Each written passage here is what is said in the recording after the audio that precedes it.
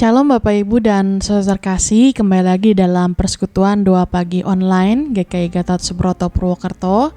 Saat ini kita bersama-sama mengucap syukur karena Tuhan memberikan kita sekali lagi anugerah untuk menjalani kehidupan pada hari ini. Dan sebelum firman Tuhan akan meneguhkan, menyapa kita semua pada saat ini, mari kita memohon pertolongan Roh Kudus bagi kita semua. Mari kita bersatu di dalam doa. Tuhan, kami sungguh mengucap syukur pada saat ini Tuhan memberikan kami semua anugerah kehidupan dan kami bersama-sama mengucap syukur atasnya.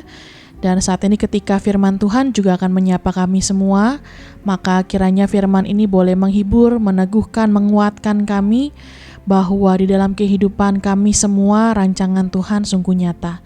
Terima kasih Tuhan, kami serahkan permenungan firman pada saat ini. Di dalam nama Tuhan kami Yesus Kristus kami berdoa. Amin. Bapak Ibu saudara yang terkasih, firman Tuhan pada saat ini terambil dari Amsal pasalnya yang ke-16, ayatnya yang ke-9. Saya akan bacakan bagi kita semua. Amsal pasal 16 ayatnya yang ke-9. Hati manusia memikir-mikirkan jalannya, tetapi Tuhanlah yang menentukan arah langkahnya. Demikianlah firman Tuhan yang menyapa kita semua pada saat ini. Bapak Ibu yang terkasih, pernahkah Bapak Ibu mengalami hal-hal yang terasa seperti kebetulan dalam hidup ini? Mungkin tanpa sengaja bertemu dengan orang yang sudah lama sekali kita tidak berjumpa di sebuah tempat yang tidak terduga. Atau mungkin ketika pertemuan itu membawa obrolan singkat yang awalnya mungkin hanya sekedar sapa, tetapi ternyata menjadi jawaban atas pergumulan yang mungkin sedang kita doakan atau sudah lama kita rasakan. Atau mungkin dari Bapak Ibu saudara-saudara terkasih pernah menghadapi masalah yang sangat berat dalam hidup, lalu kemudian ketika membuka Alkitab atau membaca renungan pada pagi hari bersaat teduh, lalu kemudian ada ayat yang terbaca seolah berbicara kepada kita semua tentang pergumulan yang sedang kita alami. Hati yang semula gelisah kemudian tenang karena firman Tuhan terasa tepat datang dalam kehidupan kita pada waktu yang kita butuhkan. Nah, kita sering menyebut pengalaman-pengalaman itu seperti dianggap sebagai kebetulan dalam hidup kita. Namun ketika kita menoleh lagi ke belakang, maka kita mulai menyadari bahwa ternyata tidak ada yang kebetulan di dalam kepercayaan iman kita sebagai orang percaya. Tuhan telah mengatur semuanya jauh sebelum kita menyadari apa yang akan kita hadapi. Pertemuan yang tidak disengaja itu terjadi bukan tanpa maksud, atau bahkan firman yang menyapa kita secara tidak sengaja itu mungkin hadir tidak secara acak. Ada tangan Allah yang menggunakan, bekerja di balik peristiwa-peristiwa yang tampaknya seperti kebetulan dalam hidup kita. Dan cara pandang inilah yang pada saat ini Amsal katakan kepada kita semua. Hati manusia memikir-mikirkan jalannya, tetapi Tuhanlah yang menentukan arah langkahnya. Ayat ini mengajarkan kepada kita semua tentang keseimbangan yang indah dan antara tanggung jawab manusia dan kedaulatan Allah. Bagian pertama ketika Amsal mengatakan hati manusia memikir-mikirkan jalannya, mengatakan kepada kita semua bahwa Allah tidak melarang kita membuat rencana. Justru manusia dipanggil untuk berpikir, untuk bekerja, untuk mengambil langkah keputusan dengan bijaksana. Namun bagian kedua menjadi penegasan yang sangat penting dalam kehidupan iman kita, bahwa Amsal mengatakan Tuhanlah yang meneguhkan arah langkahnya. Tuhanlah yang menentukan arah langkah kehidupan setiap kita. Artinya Tuhanlah yang mengokohkan, Tuhanlah yang mengarahkan, dan Tuhanlah yang menetapkan. Dan ini menjadi gambaran bagi kita semua tentang bagaimana Allah bukan hanya sekedar mengetahui apa yang akan terjadi, tetapi Ia aktif memimpin perjalanan kehidupan anak-anaknya. Di balik keputusan yang kita ambil, pintu yang terbuka maupun yang tertutup, bahkan di balik pertemuan-pertemuan yang tampaknya biasa saja, Tuhan sedang mengerjakan rencananya dalam kehidupan setiap anak-anaknya. Dan inilah gitu ya, di dalam ilmu teologi disebut sebagai Providentia Dei gitu ya, atau penyertaan pemeliharaan Allah yang terus bekerja dalam sejarah kehidupan manusia.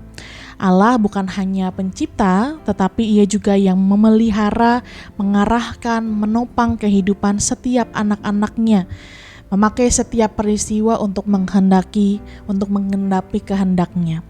Tidak semua peristiwa tentu saja bisa kita duga, ya. Dan kita tahu tidak ada satupun yang luput dari apa yang menjadi kedaulatan Allah. Bahkan ketika manusia melakukan kejahatan atau keadaan yang tampak berantakan, Allah tetap sanggup untuk menenun semuanya menjadi bagian dari rencananya yang indah. Dan salah satunya mungkin kisah Alkitab yang pernah kita dengar adalah tentang sosok Yusuf. Kita tahu bagaimana Yusuf itu tidak pernah merencanakan dijual oleh saudara-saudaranya. Ia tidak pernah bercita-cita menjadi budak di Mesir, dipenjara karena difitnah Dan dari sudut pandang manusia, tentu saja semua itu adalah rangkaian tragedi yang menghancurkan masa depannya. Tetapi justru melalui jalan yang penuh dengan air mata, jalan yang terasa seperti kebetulan itu, Allah sedang mempersiapkan Yusuf menjadi pemimpin yang menyelamatkan banyak orang yang kelaparan. Dan pada akhirnya kita melihat bagaimana Yusuf berkata kepada saudara-saudaranya, memang kamu telah mereka-rekakan yang jahat terhadap aku, tetapi Allah telah mereka-rekakannya untuk kebaikan. Itu yang disampaikan dalam Kejadian 50 ayat ke-20. Apa yang tampak sebagai kegagalan, apa yang tampak sebagai sebuah kehancuran, ternyata merupakan bagian dari rancangan Allah yang jauh lebih besar dari kacamata manusia. Dan puncak dari pemeliharaan Allah dalam kehidupan kita tahu ada di dalam kisah keselamatan yang dinyatakan oleh Yesus Kristus di atas kayu salib. Tidak ada peristiwa yang tampak lebih tragis dari apa yang terjadi pada Yesus Kristus. Ditolak, disiksa, disalibkan, dan bagi para murid semua harapan seolah berakhir. Tidak terduga segala sesuatunya. Tetapi kita tahu itu semua dilakukan untuk mempersiapkan sebuah rancangan yang besar, yang mulia, agar setiap orang diselamatkan dalam rancangan Tuhan yang Dia kehendaki.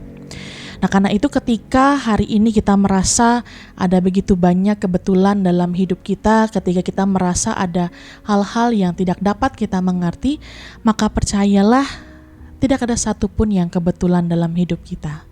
Semua Allah gunakan untuk menolong, menuntun kita pada rencananya yang hendak Ia genapi dalam kehidupan setiap kita. Setiap peristiwa-peristiwa Ia pakai untuk kebaikan anak-anaknya. Dan suatu saat nanti ketika kita menoleh ke belakang, kita akan berkata, sekarang saya mengerti bahwa ternyata itu bukan kebetulan. Tuhan sedang menyusun setiap langkahku dalam kebaikannya. Dan sekalipun di dunia masih ada pertanyaan yang belum terjawab, kita yakin bahwa pada waktunya nanti di hadapan Tuhan kita akan melihat betapa indahnya setiap rancangan, setiap benang kehidupan yang Ia telah tenun dalam hidup kita semua. Semua ada dalam pemeliharaan Allah. Dan itulah yang harus kita imani, itulah yang meneguhkan dan menguatkan kita di dalam setiap langkah kehidupan yang terus Tuhan percayakan. Selamat menjalani hari kita. Ingatlah tidak ada yang kebetulan karena rancangan Tuhan sungguh nyata dalam hidup kita semua. Amin. Mari kita bersatu di dalam doa. Tuhan, kami sungguh percaya tidak ada yang kebetulan dalam hidup kami.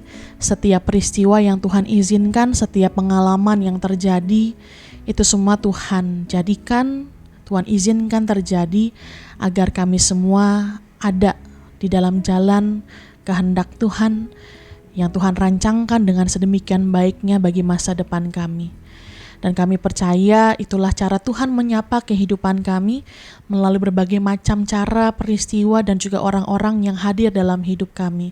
Oleh karena itu Tuhan, ajar kami untuk terus melihat bagaimana kehadiran Tuhan yang terus memimpin, memelihara, dan menopang kehidupan kami semua. Saat ini Tuhan, kami juga menyerahkan kehidupan kami hari ini, kiranya dalam setiap pekerjaan, dalam setiap pelayanan, setiap langkah kehidupan yang Tuhan percayakan, kiranya semua juga boleh berada dalam berkat pemeliharaan dan juga hikmat dari Tuhan saja. Sehingga apapun yang kami lakukan, itu semua bukan hanya mendatangkan kebaikan bagi diri kami, tetapi juga menjadi bentuk bakti kami kepada Tuhan demi kemuliaan Tuhan. Kami juga berdoa Tuhan bagi gereja kami terkasih, GKI Gatot Subroto Purwokerto. Kiranya Tuhan juga yang boleh terus menyertai setiap langkah kehidupan gereja Tuhan, agar kasih Tuhan semakin nampak dan nyata di dalam dan melalui gereja Tuhan ini.